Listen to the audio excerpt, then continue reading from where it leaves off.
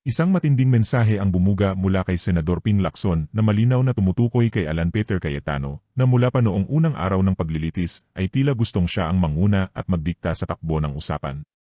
Bagamat hindi niya direktang binanggit ang pangalan, ang kanyang papuri sa mga kapwa senator judges ay malinaw na patama kay Alan Peter Cayetano.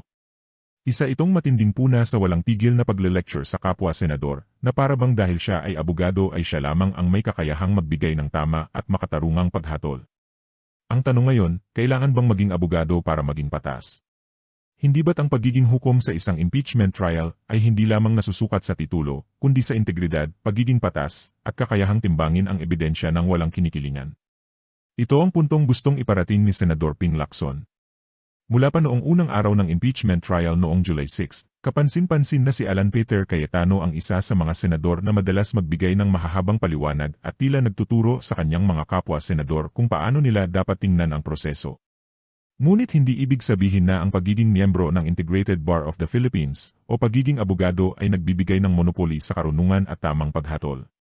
Sa katunayan, marami sa mga hindi abogado sa Senado ang nagpakita ng kahinahunan, disiplina, at kakayahang suriin ang mga isyu ng walang pagyayabang.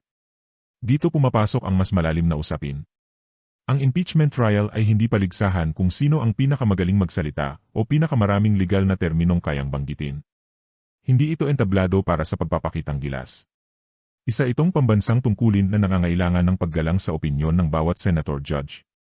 Kaya nang sabihin ni Senador Ping Lacson na pinupuri niya ang kanyang mga kasamahan dahil nanatili silang kalmado sa kabila ng walang tigil na pagle-lecture ng isa nilang kasama, marami ang naniniwalang si Alan Peter Cayetano ang tinutukoy niya. Ang mensahe ay malinaw, walang sinuman sa Senado ang dapat umasta na siya lamang ang may alam sa batas at siya lamang ang may kakayahang maghatid ng katarungan. Sa dulo, hindi titulo ang magpapasya sa magiging hatol ng kasaysayan. Hindi pagiging abogado. Hindi pagiging mahusay magsalita.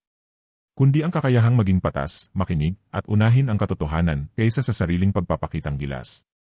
At kung si Alan Peter Cayetano nga ang tinutukoy sa pahayag na ito, isa itong matinding paalala na sa impeachment trial, walang isang bida.